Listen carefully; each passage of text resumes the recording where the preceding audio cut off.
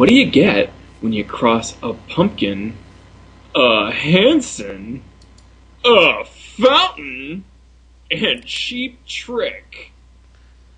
You get Tinted Windows. Welcome to episode 35 of the Hipsters United podcast. My name is Chris, and I'm joined this week by Jason. Hi. Jill. Hello. And Andrew. Hi. Last time we talked about the 11-year anniversary of James Iha's debut solo album, Let It Come Down, and a week later we got news that James is picking up the mantle on his music career and forming a new band called Tinted Windows, with Taylor Hanson from the band Hanson on vocals, Adam Schlesinger from Fountains of Wayne on bass, and Bunny Carlos from Cheap Trick on drums. You know, Greg, I got a funny joke. Let me tell you. What do you get? I think you get a supergroup, dude. Well, sadly, it doesn't seem like we'll get to hear Iha's trademark sleepy vocals, unless the band lets him sing on one throwaway track near the end of their album. But it's still good news to the legions of Iha fans anxiously awaiting his return to music. The reaction to the announcement has been pretty consistent, with many media outlets, including Hipsters United favorite undercover.com.au, calling the quartet a supergroup. And many of the sources attack the collection with their default reaction to any announcement, which is, of course, sarcasm. But surprisingly, after a few easy jokes at the band's expense, quite a few of the online columnists admit that they're at least intrigued by the possibilities. Even Pitchfork, if you can believe it. Jason, you've previously talked about the blogosphere's attempt to marginalize the Pumpkins and Pumpkins fans as irrelevant, but apparently this doesn't extend to former Pumpkins? Is Tinted Windows more relevant than the Smashing Pumpkins these days? Gosh. Well, first, I don't know if I mean, you seem to think it was pretty positive out there. I didn't feel the same way. But I don't know about positive, but the at least 3 or 4 of the ones that you linked to in your post that you made earlier this week about the reaction started off with, you know, as you read earlier in the show, the "what do you get when you cross?" There were 2 people that made that joke that I saw, at least. And then, but they all, and of course there was the usual, like, you know, 90s, bands from the 90s shouldn't, like, nostalgia is stupid, that sort of thing, but they should quit and go back to their real jobs, which are not being musicians. But a few of them, by the end of the article, were like, yeah, it might be terrible, it may be unlistenable, but you know what, I'm interested, I'm intrigued. So it sounded slightly positive, at least by the end. It was almost like the columnists were taking the line that they had to take, which is, of course, sarcasm, and that's just kind of what's expected. If they had actually been totally positive about it, I think they would have lost their snarky readership. But it seems like by the end of the article, some of them were at least kind of admitting that, yeah, it might be at least interesting to listen to. Well, I think the first thing I would say is, probably the dominant reaction was WTF, as in Pitchfork's headline, and in a few others. People thought this was very strange, this group of these 4 people. I have to say that I don't quite get that. I think it's pretty ignorant, pretty unaware to think that these 4 people wouldn't get together, you know? Obviously James and Adam Schlesinger have been partners for a long time. Bunny Carlos, you know, whatever, he's a drummer. But obviously the Pumpkins have had run-ins with Cheap Trick before.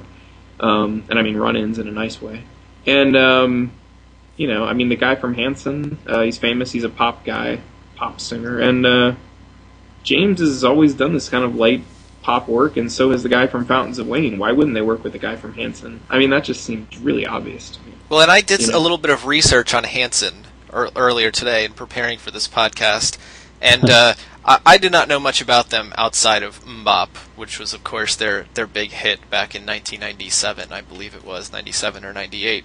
And actually, in around 2000 or 2001, they got dropped by their label and had a little mix-up with their record labels. And since then, as a band, they have often spoken out in favor of independent music and things like that. So a lot of people, I think, just think, oh, Hanson, you know, Mbop, they're just like the Backstreet Boys or something like that. But they really seem to at least consider themselves legitimate musicians these days, and I think that Taylor Hanson being in the group isn't as out there as maybe a lot of these bloggers seem to think it is.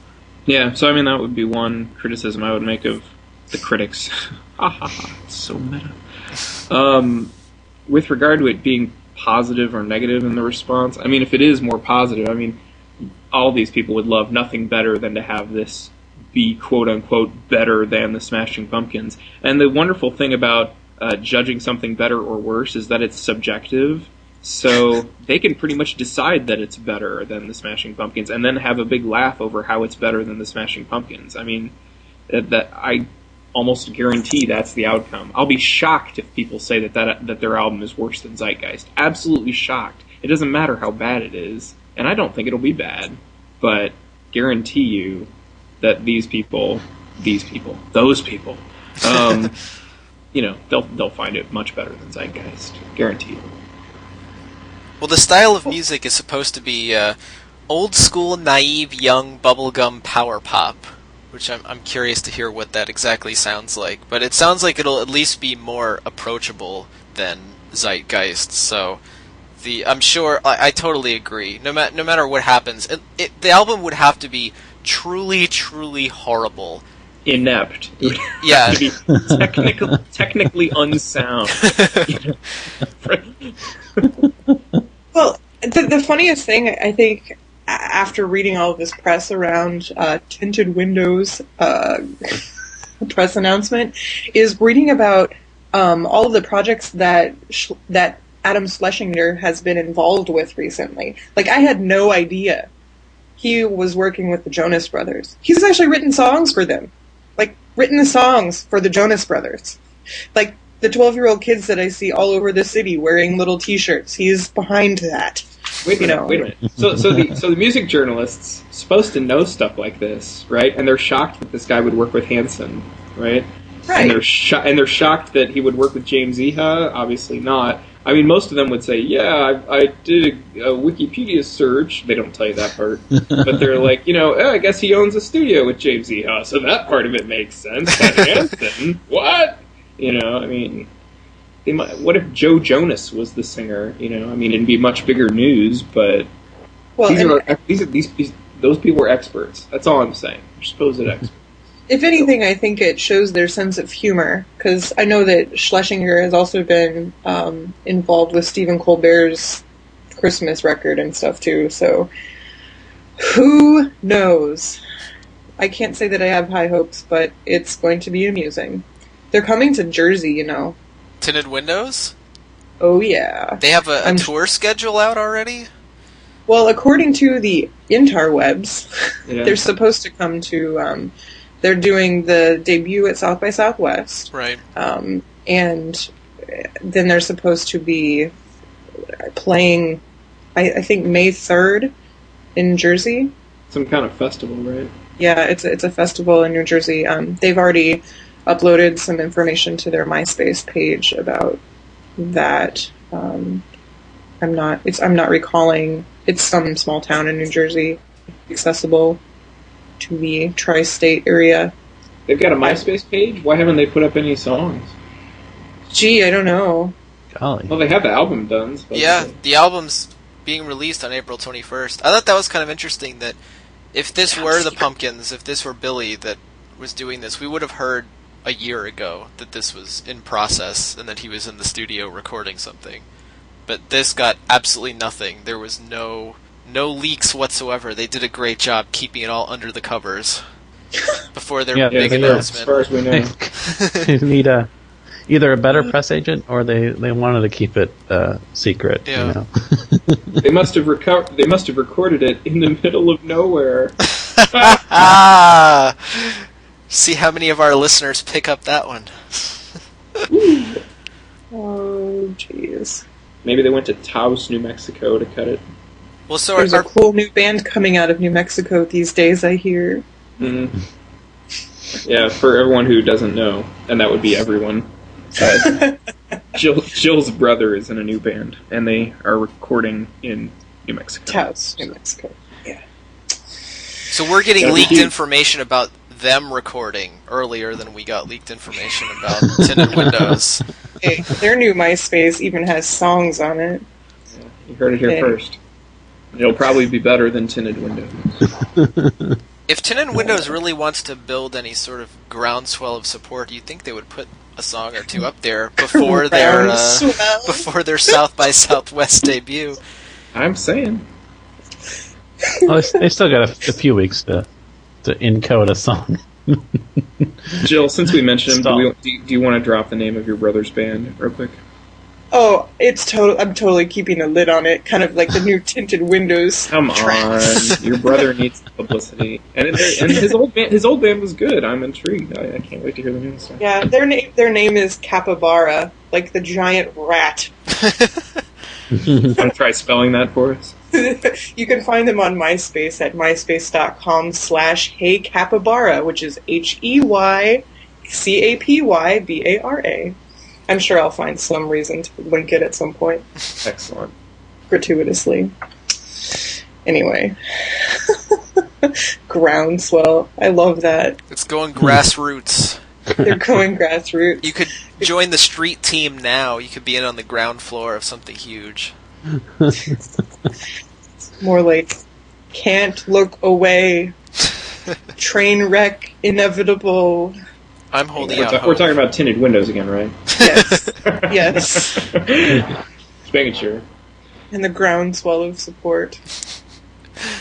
It's just, I don't know, maybe this is just like retail, this is similar to the swells in retail or restaurant business, but like the amount of news we've been hearing about James Eha after like centuries of not hearing about him is just hilarious to me. I mean, because it's not only this Tinted Windows project. This week alone, in the past week and a half, we've seen him at the vegan ice cream store accidentally getting photographed. I'm sure that was no accident. that was big news. Big news. And then, did you guys check out the Animalania? I'd like the names of the pictures. They were adorable. I thought, how did I describe Found Bear? That is just very touching, a very touching image. Worthwhile project, charitable. Got nothing else going on, so let's take some photos. I thought you were going to say, let's take some phone calls. Phoenix, Arizona, you're on the air. I was going to say, it's like the Bob and Tom show. Good morning, Bob and Tom. Hey. One of their characters starts talking. Anybody else have any news this week? Chris, item number 2. Yeah, there was one more thing to talk about this week. Billy has attempted to spur discussion on the new SmashingPumpkins.com message board in a specific direction.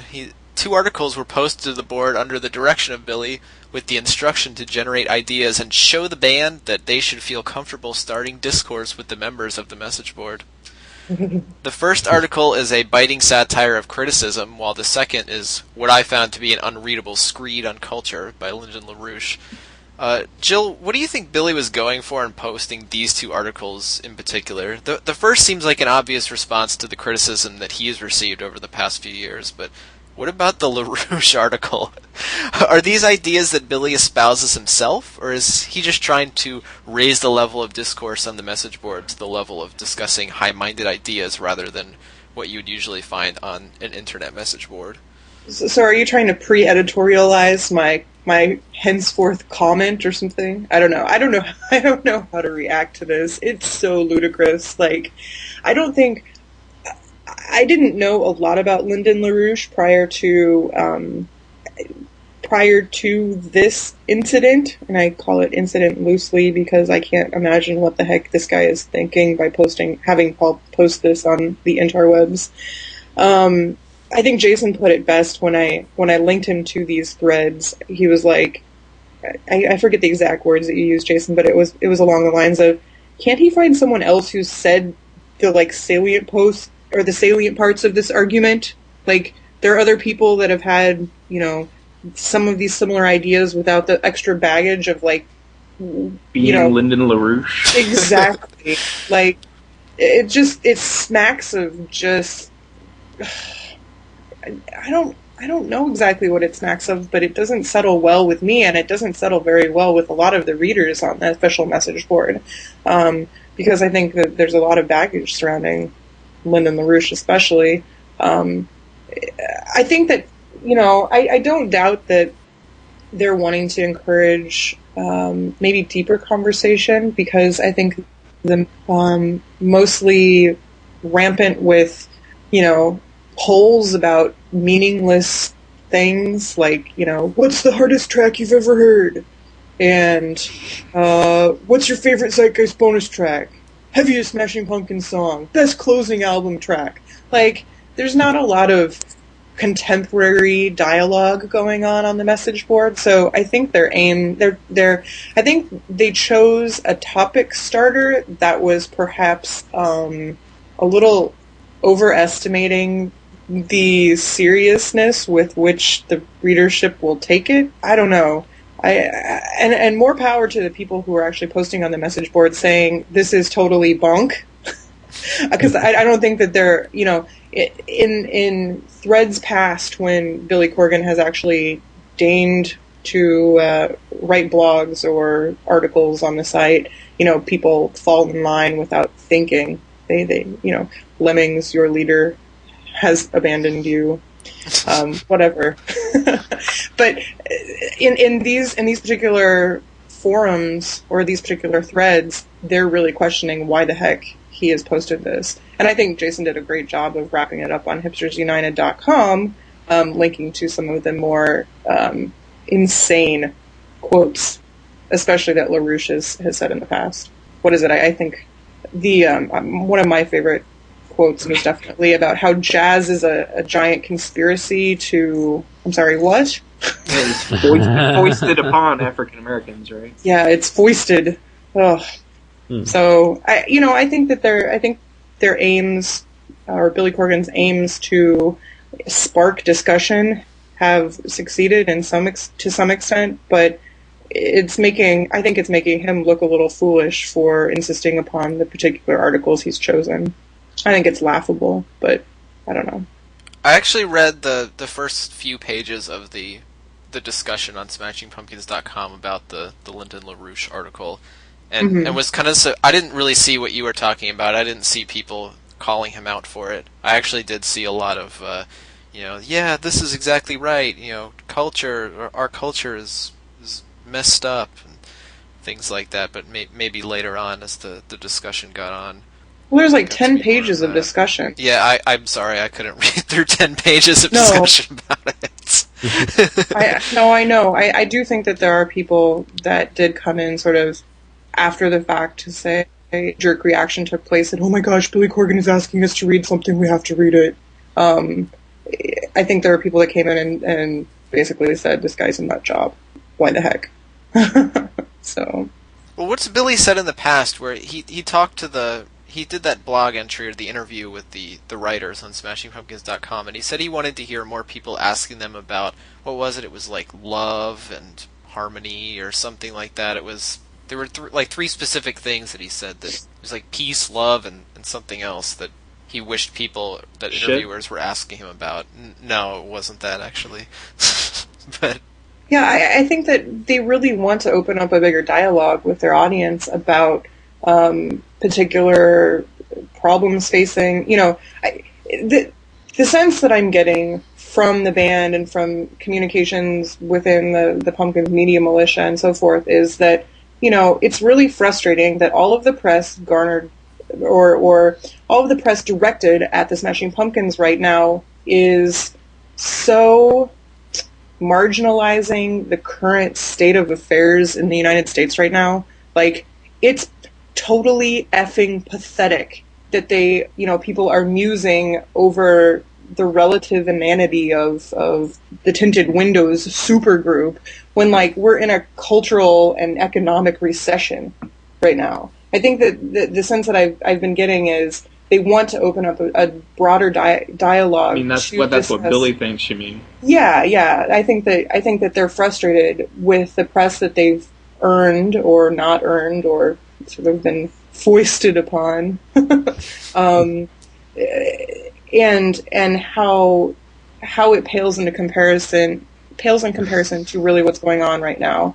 I think that the band likely is concerned about the current state of affairs too, and that's probably one of the leading factors in why Billy is asking Paul to post these articles and generate discussion, because the content of the message board has been so derivative to sort of, and I think they want the message board to be successful in driving discussion like this. So I think you make a good point, Jill. I mean, if I understand what you're saying, you're kind of getting at this thing that, Billy was complaining about a lot on the last tour, and I think more or less rightfully so, that the people coming to see the band were trying to live in the past, or trying to have this nostalgic, like the people moshing in Columbus to Bullet with Butterfly Wings, Chris, and they were like 35 years old, and the moment the song ended, the guy goes, "That was awesome!"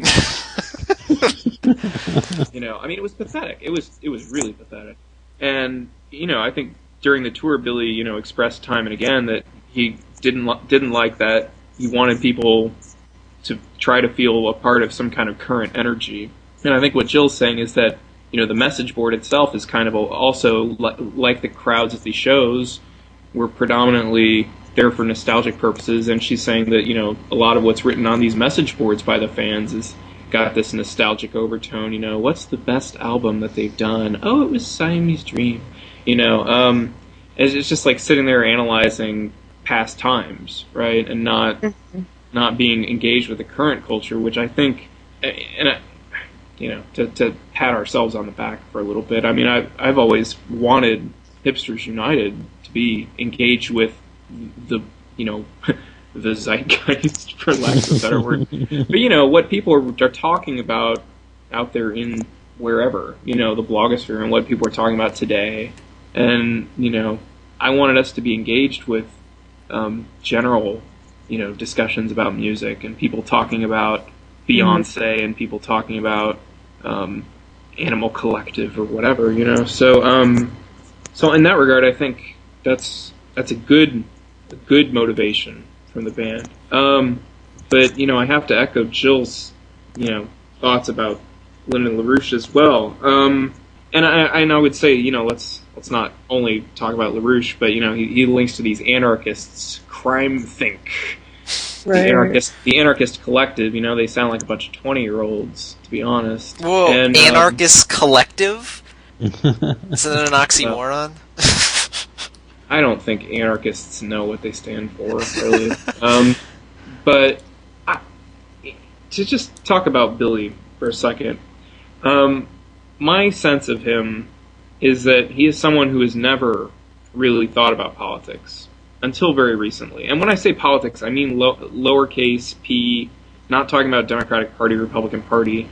Really talking about political philosophy, political economy, the issues, that sort of thing. He's politics a guy who, the individual. Man and state, that sort of thing. Right. I think he's someone who's always focused almost exclusively on his work, his life, and I actually find that very commendable. I really do. I actually think the world would probably be a better place if more people were like that. And if they, because the things that are local to you in some sense are things that are more within your control, Mm-hmm. I mean, there's like the old, there's a joke, and I'm not going to source it correctly, but there's a joke about, a woman saying, describing what her husband does, and she's like, oh, he, worries about the, he takes care of the economy and the war, and I just, make sure we have enough to eat and get the children off to school, and she's like making fun of her husband in some sense, right? Because the things he thinks about, he doesn't really have any effect over, right? He watches the news and he gets riled up about the politics of the day, but he can't control them, right? Yeah. And so that's the sense in which I think it's really commendable that Billy is worried about his music and his career, the things he creates and the people around him and, the Smashing Pumpkins. I think that's really cool.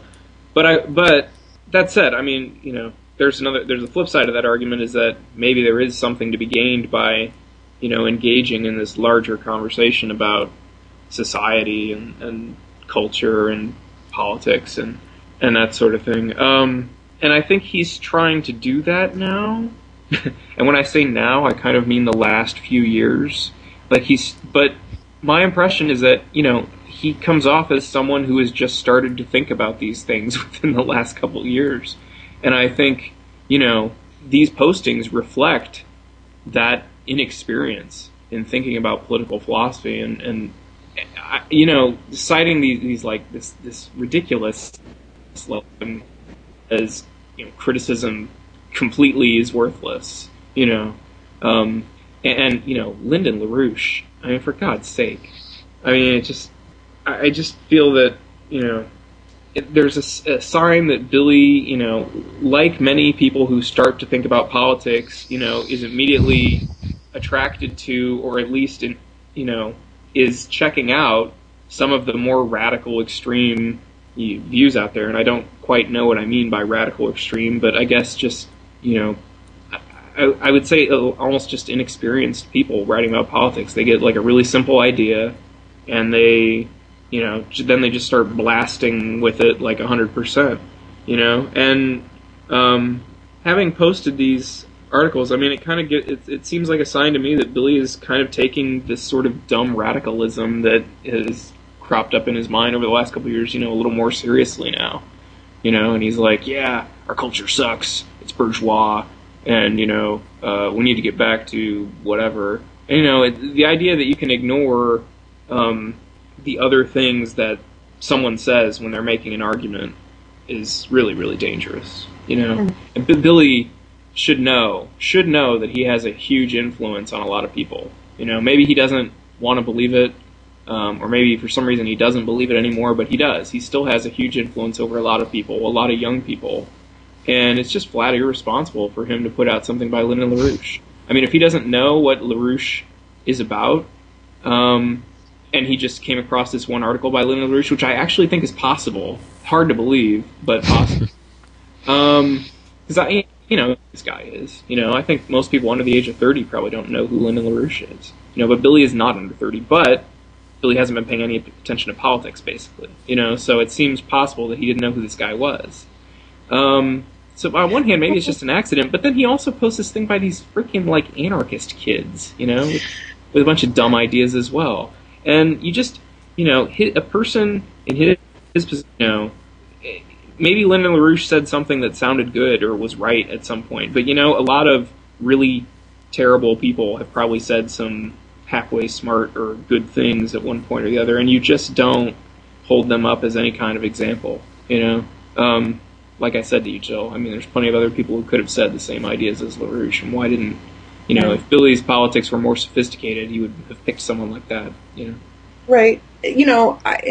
I'm inclined to give Billy more benefit of the doubt in this move, because I think that sort of, not necessarily to negate what you've said, but to offer another perspective, I don't doubt that he recognizes his influence over people. I don't doubt that he recognizes the sort of inflammatory nature of some of these posts. But what I think is happening here is, to some extent, he sees a need for increased discussion and increased cultural relevance on the Smashing Pumpkins board, because that's what he wants to cultivate it into. And I kind of see this move as a hard sell. So he's coming in really hard with something totally over the top, hoping that the reaction hits, midway. It's like a negotiation tactic. Maybe if we start talking about these really ridiculous claims at some point down the road, the discussion on the message board, and people are maybe having a middle line reaction to other types of critical theory, perhaps. I mean, this type of posting is designed to elicit a reaction, and it's done so. We're podcasting about it. So, I think that by initiating the discussion with something quite inflammatory, you sort of set the stage for, well, everything else after this might seem sort of rational. And that's a tactic. It's possible. I mean, Billy is extremely smart, but I have not. I mean, he hasn't shown to me consistently that he has good sense in the realm of political philosophy and political economy. So, when he does, I will reevaluate these actions, But for now, I think Billy's a really smart guy who just started to think seriously about political philosophy in the last few years. And so I'm more willing to classify him as the 20-year-old than I am the 40-year-old in terms of what you think of a typical person of that age would know about political philosophy. And here's the thing. It's not Billy's job to be a political philosopher, So, I mean, I don't fault the guy for having interest in it. I don't fault the guy for not having interest in it until recently.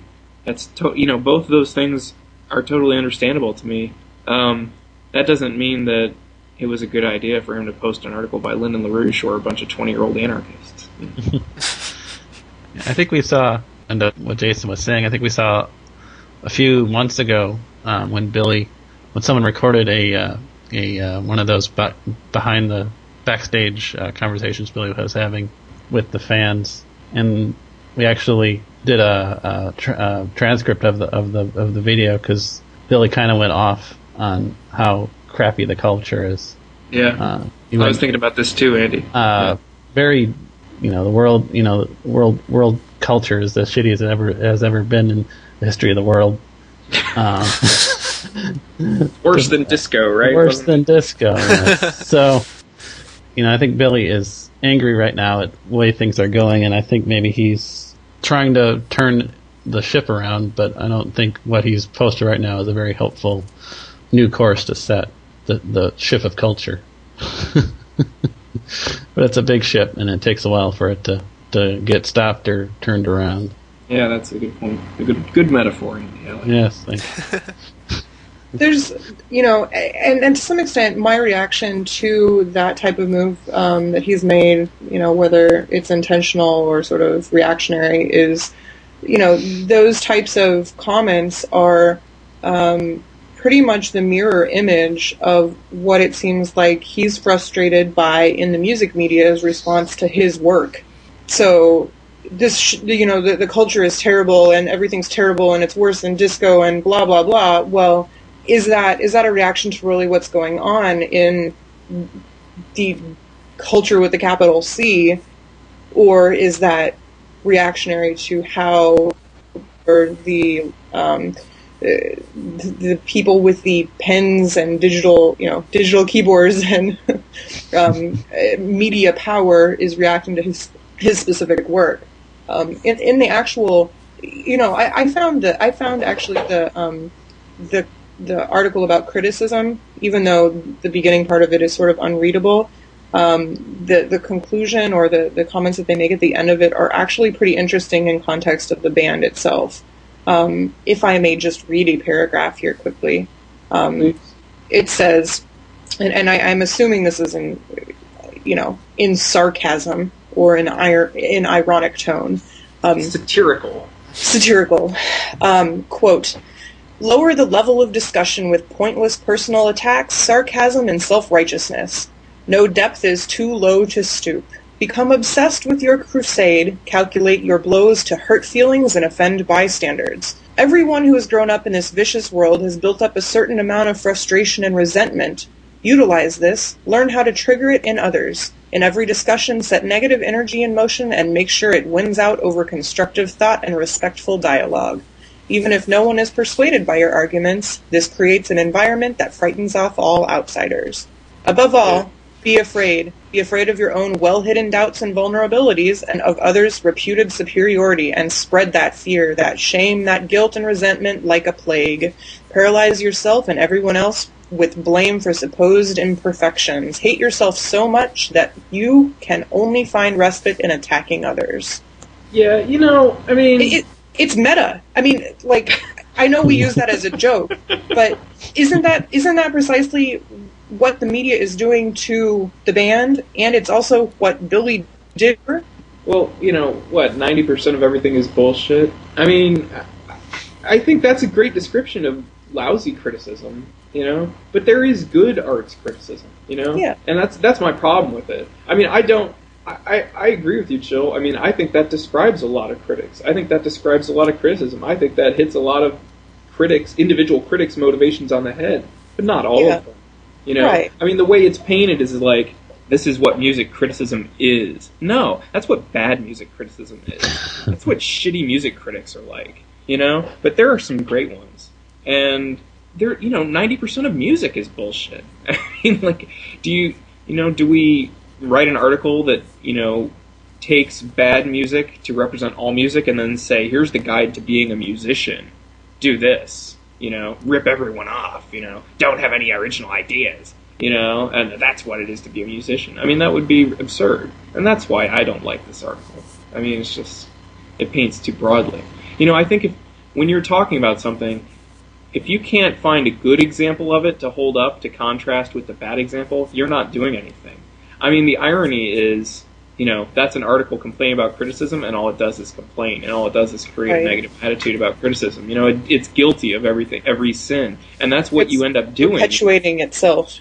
When you don't hold something up as good, when you don't hold someone up as a hero, that's what you end up doing. You end up, just creating a negative energy, right? So, there are great music critics. Hold someone up. Say, this is someone who does it the right way, Talking about music is nothing. There's nothing wrong with that, right? Talking about music is all music criticism is. There's nothing inherently bad about that. In fact, it can be a really good thing. So. And this is way more effective to post something like this as opposed to, I think this is an example of a great critic. It's way more effective at what, though? Promoting discussion, which is the point of the bulletin board. No, but promoting crappy energy. I think. I mean, promoting like a jihad against all music critics. Yeah, all it's music more criticism. effective at promoting an agenda. Yeah, get your fans riled up to go bash music critics. All of them. Period. And I just think that's not, whatever. But like I said, I agree with you. I mean, so much of it. I mean, it's right about a lot of critics. I mean, any longtime listener of this podcast will know I've probably said very similar things that are in that article about particular critics. I like to think I was saying it about particular critics. I mean, if everyone, sometimes I talk about the indie blogosphere and I wave my hand, but, I have in mind particular websites and particular individuals. I would never say that's like, when I say the indie blogosphere, I don't mean it's every music critic who walks the earth. Or even everyone who has a blog, or anyone who cares about indie music. I don't mean to do that. So if I've ever done that, I am sorry and I suck. But well, it's interesting what you said, Chris, about promoting an agenda, because I'm wondering if there is some, maybe it's not sinister, but maybe there is an agenda that he has in mind. I mean, Billy Corgan has as much said that, or lamented the fact that when the band gets bad reviews, it should be the responsibility of the fan community to rise up against them, so to speak, as hokey as that sounds, and, attack the articles or post comments or, I don't think that there's been a directive to do so, but if there was an agenda behind posting something like these articles, is that a feasible thing to conclude? I think so, definitely about the first article. Mm-hmm. Because you're right, he said that specifically, and I don't know if that's necessarily the right attitude. I actually don't think that's the right attitude. I don't think that as a musician, if you're playing for yourself and playing for your art, I think you need to be kind of either disconnected from your criticism or respond to it, not wait for other people to respond for you. Which is, I don't know. I don't agree, but I do think that's the primary reason why that article was selected as one of them. It's like, hey everybody, like, read this funny take on criticism, isn't it right? Now, next time the critics attack the band, point out the one or two things from here that they're doing. Yeah, but I don't know about the Lyndon LaRouche one. Well, and you'll notice that he distanced himself from it as well. I think that there is sort of a personal desire that Billy has, or a personal missive that Billy has followed, not to engage with his critics in recent past. But I think that there is a pretty genuine desire for them, for the band to want to or try to negate some of these articles as not giving the band a fair shake. Yeah, I think it's natural that he wants if the critics make inaccurate statements or say things that are wrong or inflammatory, I think it's natural that he wants to lash out, but feels that he can't do that because it will color the public's perception of him. So it's natural that he should want the fans to do so for him, and to some extent we do, I think, especially at Hipsters United. When there's inaccurate things in the blogosphere about the Smashing Pumpkins, you read it at HU first. Yeah, and I'd say the key word is inaccurate. And another thing that I think we've gotten on critics for is this pretending, just writing as if subjective opinions are objective facts. Right. And they fall back on this thing like, well, everyone knows that since I'm talking about music, it's just my opinion. Therefore, I am free to say the show sucked. And it's like, I don't really buy that. I think people should write, I think the show sucked. I think they should explicitly bring themselves in as the critic. When you're writing about a show, I think you should say, I didn't like this. It made me feel like this. I associated what they were doing with X. I think there should be a dividing wall in the way you write between those sorts of statements and when you say the band came out at 8:20 and they were wearing this and the first song was X. Those are statements of fact, right? And I think you should talk about opinion. You should make it clear when it's an opinion. The show sucked is not a fact. Or there were legions of fans streaming out of the United Palace, so says Matthew as if Perpetua. on a death march. Yes. Okay. That's right. I gotta say, though, one thing... Oh, go ahead, Jill. No, I just think that there's... Sorry. I think that there is this tendency, like you're saying, Jason, to objectivize subjective opinion and then also spin it into what used to be called yellow journalism. It used to be, a sort of frowned upon thing to sensationalize. And that is an absolutely expected behavior from bloggers and the blogosphere, or the reviewosphere in general, because that's how you get ad revenue. That's right. You attract people by saying ridiculous things, or Perez Hilton painting, MS Paint penises in people's mouths, and you attract millions of people by doing sophomoric things and being inaccurate. And I think that the band has every right to be angry about this, and I think every band has, a right to be angry about this kind of behavior. But the fact is, we as consumers are still feeding it. Yeah. So I think reality tends to be much more moderate than what's said about it. Yeah, of course. Yeah. Well, I will say one thing on a tiny tangent. We at Hipsters United clearly have not fully broken into the blogosphere yet, as we've had some success, right? But the fact that I made that post about Billy's, the articles that went up on Billy's behalf to the message board, I made that post, and Pitchfork has not yet run a news story asking, is Corgan a LaRouche? Thus, clearly, we don't have enough readers, and we don't have enough influence in the rest of the blogosphere. Because you'd think they would have seen that and, totally latched onto it.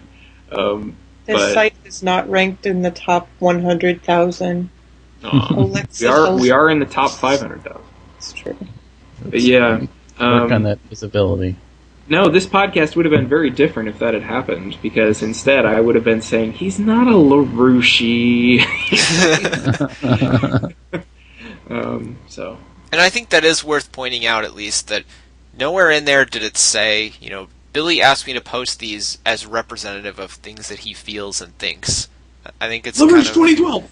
it's kind of accepted that he may be interested in the things that they talk about, and I think in the case of the criticism article, I think that most people would agree that Billy is kind of also taking that stance on criticism. But as far as the Lyndon LaRouche article, it doesn't say at the top, Billy wants you to comment on this because this is what he believes. It doesn't say that anywhere. Well, like Andrew brought up that old post, about Billy talking about the shittiest culture. And I think Billy does have a not nostalgic necessarily, but because that would be ironic. But, he kind of does believe that culture was better in the past. Like, Jill, you just used the phrase cultural recession. I think Billy does believe that there has been such a thing. So I think, to that extent, I do believe he agreed with what Lyndon LaRouche said in that article. Whether Billy knows who Lyndon LaRouche is or would agree with anything else Lyndon LaRouche has ever said, I don't necessarily think either of those things is true. Well, speaking of the past, Andrew, what happened this week in Pumpkin's history? Yeah, we'll go fairly deep in the past this week. Back in 1995, the 20th and the 21st of February, and then again at the 27th and the 28th of February, the Pumpkins did their famous double door shows, which we've actually talked about, not as a this week in Pumpkin history, because we haven't quite been around for the whole year yet, so we have a few more weeks of new history to go. But I guess then your job will get real tough. Yeah. Or we'll discontinue the feature. We'll have to ask for suggestions for new ideas. But definitely back in the glory days of the past, if Billy believes, that 1995. Back when people listened to full CDs. Yeah. Oh, those were the days. They supported, artists. They supported their artists. They didn't talk during shows or clink glasses around. Yes, or danced. The golden era of rock, as we all know it by. Pre-Anco. Free non-hipsters. Before the interwebs made bands. Andrew, what were you saying? Sorry. So, well, I think that was about it. We you can go back to, I think it was podcast number 3 if you want to learn all you want about all about the double door shows. The hijinks. The fun and hijinks. I think James did a few. The special one. Bringing back today's James content. James did a few songs by himself. Perhaps at South by Southwest, James will bring back one of his raps. Yeah, maybe so. Yeah. I wonder if people will call out the names of Pumpkin's songs while Tinted Windows is trying to play. Or perhaps we'll do... I'm going to predict with my 10 imaginary dollars that they're going to come back and do an all old Green Day cover set. Green Day? Yeah, just to be random. Just as random as the supergroup. You thought our band members were random. You haven't seen our set lists. I believe it was the VH1 article compared them to, or also made reference to other notable supergroup Damn Yankees. So hopefully Tinted Windows has a little bit more success than Damn Yankees. They will encore with Breakfast at Tiffany's and What's My Age Again? Wasn't there a joke made that in one of those articles that was like, what about that guy from Deep Blue Something? Where's he? That was me, actually. Joke? I believe I made that in the comments. Oh, nice. Good time. Obviously, I succeeded in my attempt to come across as a typical snarky blogger. It stuck with me too, clearly. Fright and twee was he. She said, I think I remember the comment. Yes, I recall. Chris might have made it. That's one thing we've got. Well, thanks for joining us this week for another podcast. I don't have any live version of Mbop to use as our closing song of the week, so I went ahead and pulled one of James's performances opening for Billy at the Viper Room in Los Angeles on January 15th, 1998. Good night, everybody. The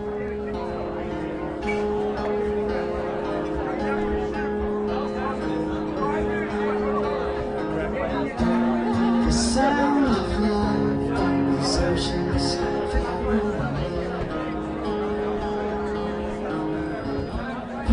I can love and I can shake it off. I found you lost in the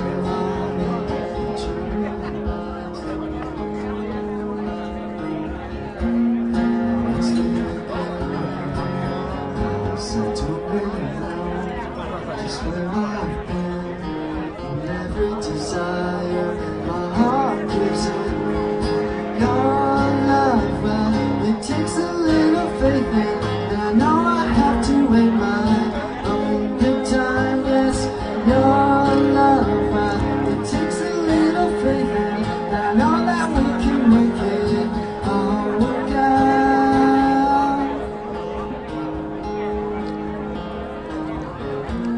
I found you lost in the line, but you're past.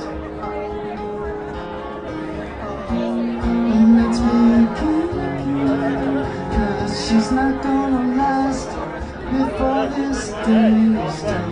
Every desire under the sun. Your love, well, it takes a little faith, and I know I have to wait my own good time. Yes, your love, well, it takes a little faith, and I know that we can make it all work out. And the daylight love seems to come and go. And no more indecision, no more heartfelt division. I've seen a vision.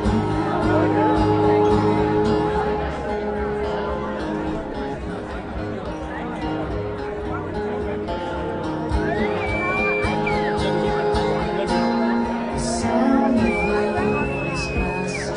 It's supposed to be. People always searching for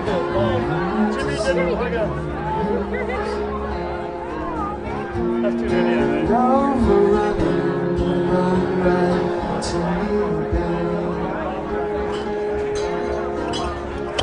I swear that this love is strong, it's gonna carry me there. And over this dream, in every desire. Your love, well, it takes a little faith in, and I know I have to wait my own good time. Yes, your love, I know I can't escape it, and I know that we can make it all work out. No more indecision, no more heartfelt division. I've seen a vision.